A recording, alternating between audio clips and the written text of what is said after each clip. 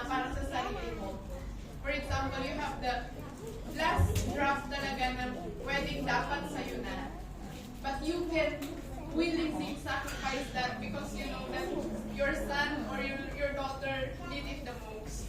If you have the financial struggle in life, laging ang nasa isip mo is para sa mga anak mo. We experience having nothing. Alam niyo yung bata, kinuutosan ka ng nanay mo mag-utang ng isang basong mantika, isang bigas. And you don't know how to say, parang punta na lang ako sa kapitbahay, nakatatlong drama na yung palaba, yung nakatatlong drama na yung diba? Yung nakatatlong drama na kayo sa radyo, hindi pa ako makasabi sa kapitbahay na inutusan po ako ni nanay para umutang ng dalawang gatang na bigas.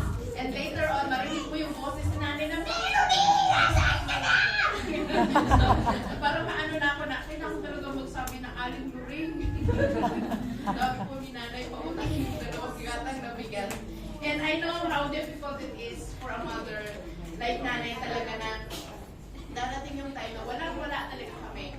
You have, sometimes kahit asin, dahil na pagbagyo, diba? I know if you experience that, but we experience it that way. And I know how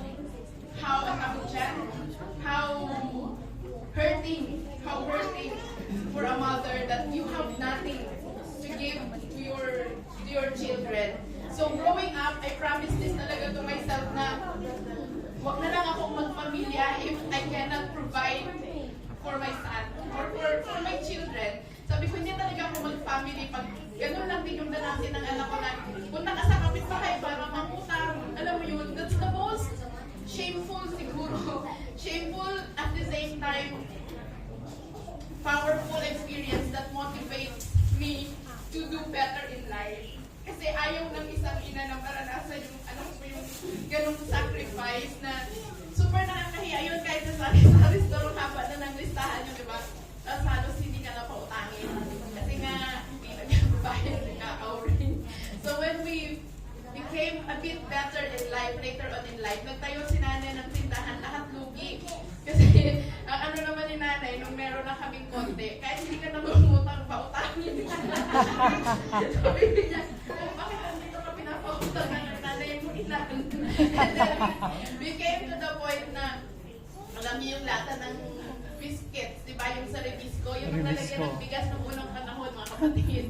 Ang pangtakal natin yung lata ng Alaska na gatas. So sabi ng Nay, tatlong gatang na lang yung bigas natin. And my mother will say na, hatiin mo kasi may mga anak sila na pwedeng magutom. So when, later on in life, yung mga kapatid ko, nagre-reklamo sila kay nanay. Even now, nagre-reklamo sila kay nanay.